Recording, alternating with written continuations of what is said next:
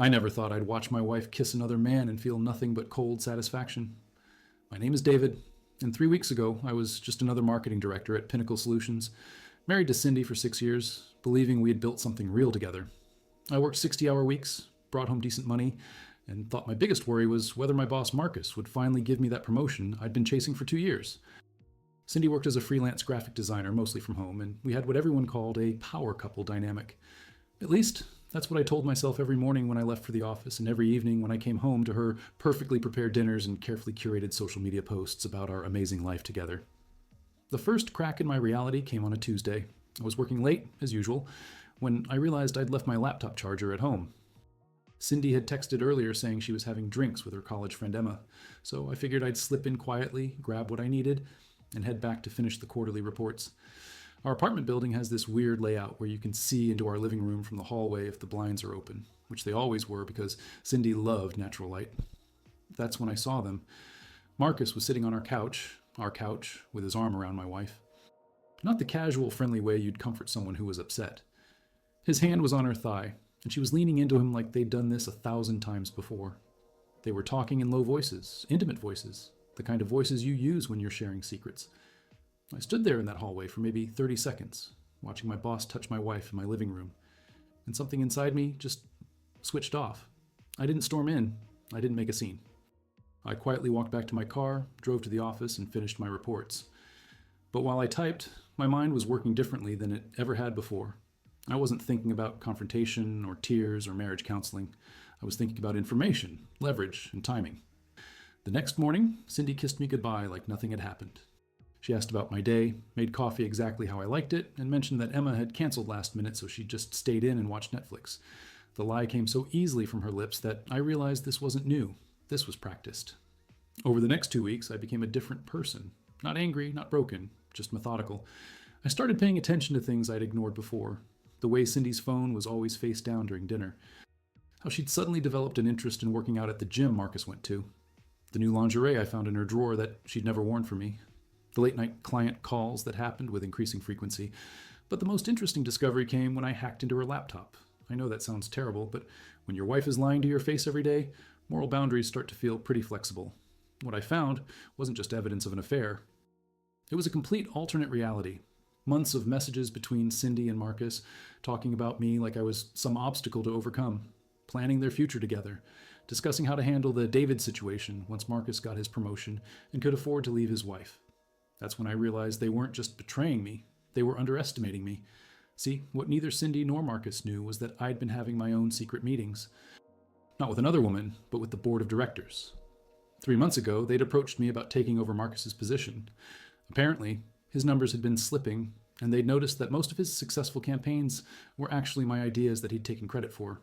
They wanted to promote me to regional director, Marcus's dream job, but they needed time to build a case for his removal. I'd been keeping this promotion secret, waiting for the right moment to surprise Cindy. How beautifully ironic that she'd been planning to leave me for a man who was about to lose everything. But I wasn't ready to play my hand yet. I needed them to show their true colors in a way that couldn't be denied, couldn't be explained away, couldn't be forgiven. I needed witnesses. I needed proof. I needed them to destroy themselves so completely that I could walk away clean. That's when I came up with the plan. If you want to know how I turned their betrayal into the most satisfying revenge of my life, hit that subscribe button. Because what happened next changed everything, and they never saw it coming. The hardest part wasn't discovering the betrayal. It was pretending I didn't know while I watched them perform their little charade every single day. For the next week, I became a ghost in my own life. I'd wake up next to Cindy, kiss her good morning, and head to work where I'd sit in meetings with Marcus, nodding along as he presented my ideas as his own, all while knowing he was sleeping with my wife. The strange thing was how easy it became. Once you stop caring about someone, their lies lose all power to hurt you. They just become information. Cindy had developed new habits that she thought were subtle. She'd shower immediately after her gym sessions, the same gym where Marcus worked out, of course. She'd leave her phone in the other room when we watched TV together, something she'd never done in 6 years of marriage, and she'd started asking me about my work schedule with an interest that felt more like reconnaissance than concern. "How late do you think you'll be working this week?" she'd ask over breakfast, her voice carefully casual. "Probably until 8 or 9 most nights," I'd reply, watching her face light up with what she thought was hidden relief. Big project with Marcus. You know how demanding he can be. The irony wasn't lost on me. At work, Marcus had become almost friendly, which was perhaps the most insulting part of the entire situation. He'd clap me on the shoulder during meetings, invite me to grab drinks after work. Drinks I'd politely decline, knowing he was probably rushing home to my wife. He'd even started asking about Cindy, with this fake concern that made my skin crawl. "How's Cindy doing?" "She seemed a little stressed when I saw her at the coffee shop last week." I'd smile and tell him she was fine, just busy with work, while mentally noting that he'd seen her at a coffee shop he'd never mentioned going to before. Every lie they told gave me another piece of the puzzle, another detail to add to the picture I was building. But I wasn't just collecting evidence. I was laying groundwork. I started small. I began working later, but not actually working.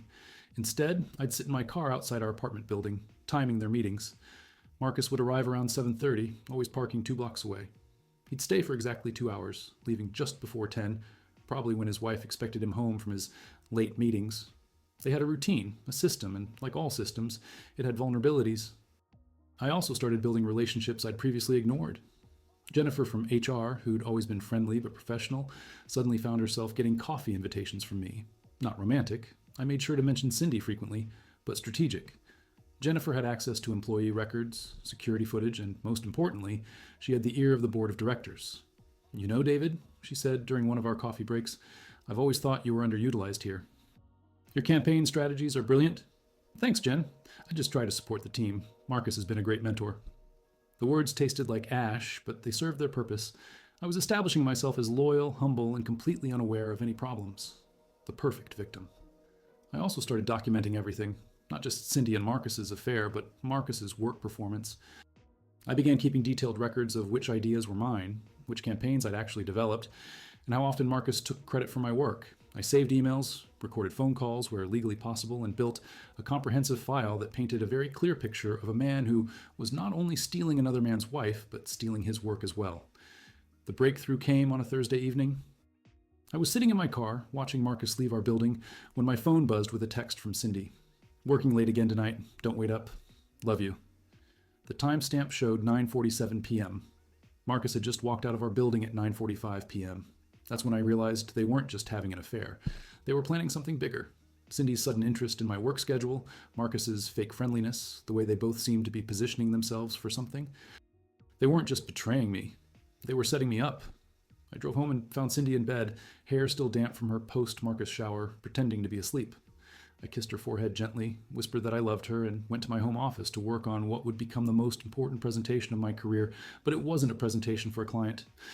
It was a presentation for the board of directors, and it was going to destroy Marcus professionally while exposing every lie he'd told about his performance. I had 3 weeks until the quarterly review meeting, 3 weeks to perfect my evidence, and 3 weeks to plan the most public, most devastating revelation possible. I was done being the victim in this story. It was time to become the author. The next morning, I did something that would change everything. I walked into Marcus's office and told him I wanted to throw him a surprise party. Drop a comment below if you think you know what I was really planning, because the trap I was setting was about to catch more than just my cheating wife and lying boss. The beautiful thing about revenge is that it works best when your targets help you execute it. A surprise party?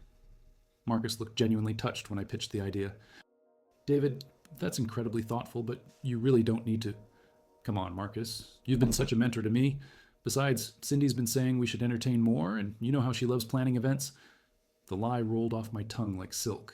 "She's already excited about it. Says she wants to invite some of the other department heads, maybe some of the board members. Really make it special." I watched his face carefully as I mentioned Cindy's enthusiasm. The slight flush, the way his eyes lit up at her name, the barely concealed smile. He was already imagining her playing hostess at his party, probably thinking about how perfect they'd look together as a couple. "Well, if Cindy's already involved..." He cleared his throat, trying to sound professional. "I suppose it would be rude to refuse. When were you thinking?" "Next Friday, the conference room on the 15th floor.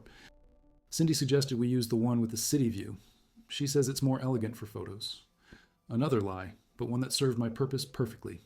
The 15th floor conference room had the best security cameras in the building, and Jennifer from HR had already confirmed that the board would be staying late that night for their monthly review session. Marcus agreed immediately, probably already planning how to get Cindy alone during the party. What he didn't know was that I'd been planning this moment for 3 weeks, and every detail had been calculated for maximum impact. The next week was a masterclass in manipulation. I played the devoted husband and loyal employee so perfectly that I almost convinced myself.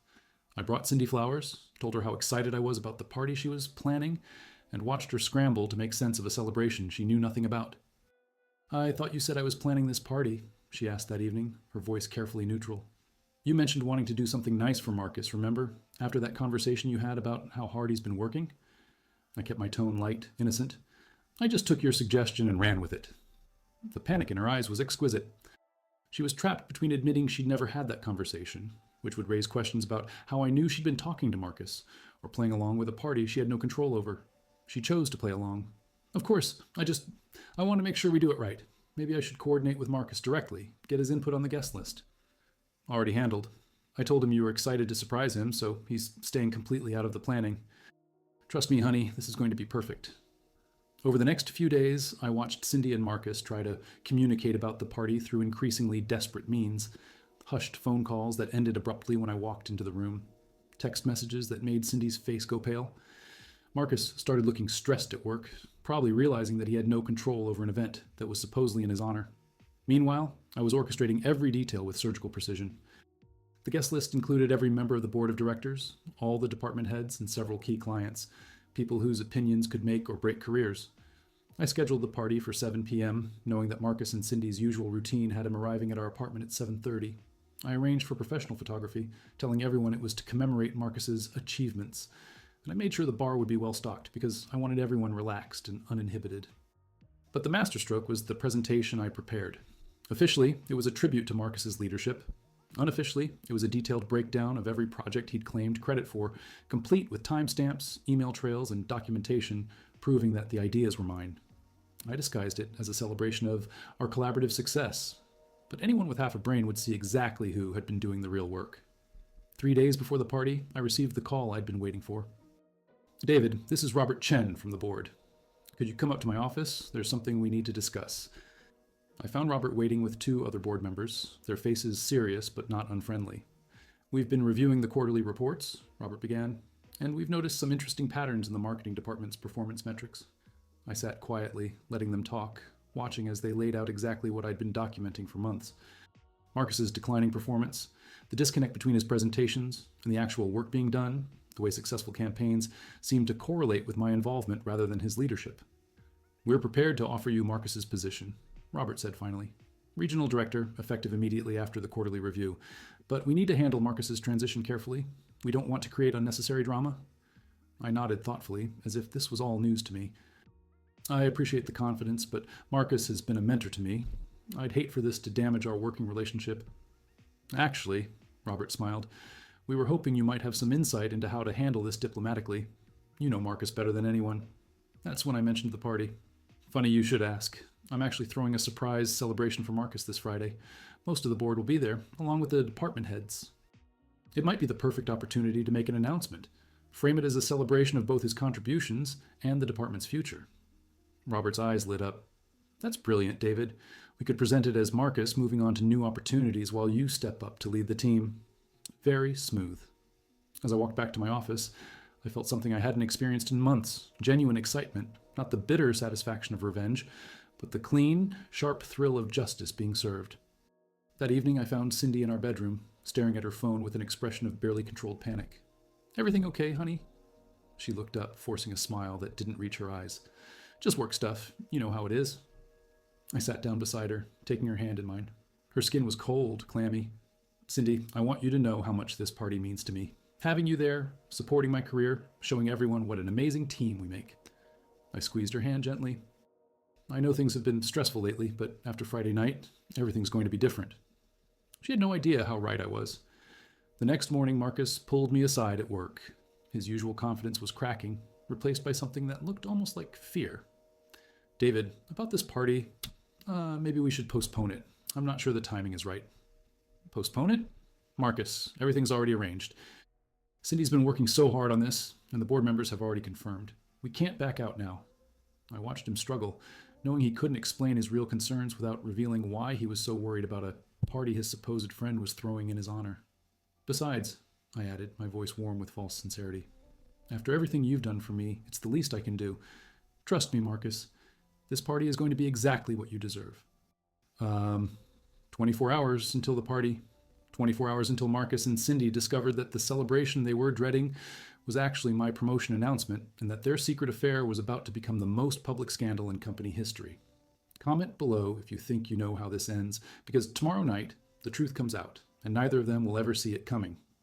Friday night arrived like the final act of a play I'd been directing for months, and every actor was perfectly positioned for their role. The conference room looked spectacular. Cindy had outdone herself with the decorations, probably her guilt working overtime, and the city lights provided the perfect backdrop for what was about to unfold. By 7 o'clock, the room was filled with exactly the audience I'd wanted. Board members, department heads, key clients, and the company photographer I'd hired to capture Marcus's special moment. Marcus arrived at 7:15, looking like a man walking to his own execution. He kept glancing around the room, probably wondering how he was going to explain this party to Cindy later, not knowing she was about to walk through those doors herself. Cindy appeared at 7:20, stunning in a black dress I'd never seen before, probably bought for Marcus's benefit. She scanned the room with barely concealed panic, her eyes finding Marcus across the crowd. The look they exchanged was pure terror disguised as surprise. "Surprise!" I called out, raising my glass as Cindy approached. "Honey, you look incredible." "Marcus, what do you think of the turnout?" I watched them both struggle to respond, trapped in a performance they couldn't escape without revealing why they were so uncomfortable. Robert Chen approached our little group, smiling warmly. "David, this was such a thoughtful gesture. Marcus, you're lucky to have such a dedicated colleague." "Yes," Marcus managed, his voice strained. "David's always been full of surprises." The evening proceeded like a carefully choreographed dance. I made sure Cindy and Marcus were never alone together, always positioning myself or other guests between them. I watched Cindy's growing desperation as she realized she couldn't warn Marcus about whatever she thought was coming. I saw Marcus's confusion turn to suspicion as he began to understand that this party wasn't what it seemed. At 8:30, I called for everyone's attention. "Ladies and gentlemen, thank you all for being here tonight. I know Marcus was expecting a quiet evening, but some achievements are too important to celebrate privately." I clicked to the first slide of my presentation, a photo of Marcus and me shaking hands on my first day at the company. 3 years ago, Marcus took a chance on an ambitious marketing coordinator. Tonight, I want to share the story of everything we've accomplished together. What followed was 20 minutes of the most elegant character assassination in corporate history. Slide by slide, I walked through every major campaign, every successful project, every innovative strategy that had built Marcus's reputation. But the beauty was in the details. The timestamps showing when ideas were first proposed, the email trails proving authorship, the performance metrics that clearly showed which campaigns succeeded and why. I never once accused Marcus of taking credit for my work. I simply presented the facts and let the audience draw their own conclusions. By slide 15, the room had gone completely silent except for my voice. By slide 20, I could see board members exchanging meaningful glances. "And that brings us to tonight's real celebration," I said, clicking to the final slide. "Because while we're here to honor Marcus's contributions, we're also here to announce the future of our department." Robert Chen stood up, right on cue. "Thank you, David. As you all know, the board has been reviewing our organizational structure, and we're excited to announce that effective Monday, David will be taking over as regional director." The room erupted in applause, but I was watching Cindy and Marcus.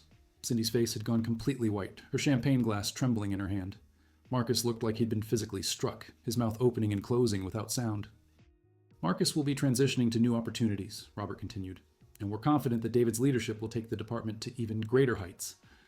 I raised my glass, looking directly at Marcus. "To new beginnings and the end of old arrangements." The toast was echoed around the room, but Marcus and Cindy stood frozen, finally understanding that they weren't just losing their secret affair, they were losing everything they'd built their future plans around. As the crowd began to disperse, congratulating me and offering polite condolences to Marcus, I found myself standing alone with my wife and my former boss. The three of us, finally honest about what we all knew. "David," Cindy whispered, her voice barely audible, "I can explain—" "Can you?" I kept my voice conversational, almost curious. "Can you explain why you've been lying to me for months? Can you explain why you thought I was too stupid to notice? Or can you explain why you believed you could build a future on someone else's stolen success?" Marcus stepped forward, some of his old arrogance returning. "Now wait, just a minute." "No, Marcus, you wait." I turned to face him fully, and something in my expression made him step back. "You stole my work, you stole my wife, and you thought you were stealing my future. But here's what you never understood. I've been 3 steps ahead of you this entire time." I pulled out my phone and showed them the screen. It was a recording app, and it had been running all evening. Every conversation, every panicked look, every moment of recognition when you realized what was happening, it's all been recorded.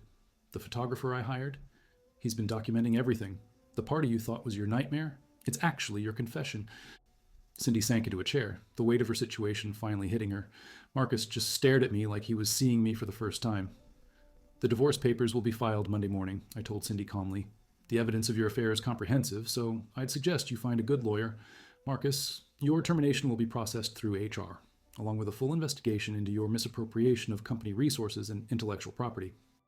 I straightened my tie and looked around the empty conference room one last time. You know what the beautiful thing is? You did this to yourselves. I just gave you the stage to perform on. 6 months later, I was sitting in my new corner office, watching the sunset paint the city in shades of gold and crimson.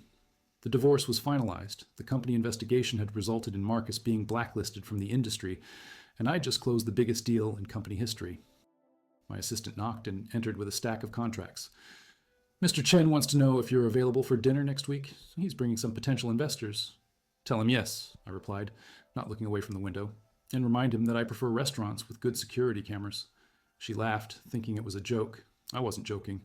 Some people learn from their mistakes. Others become the mistake that teaches everyone else what happens when you underestimate the wrong person.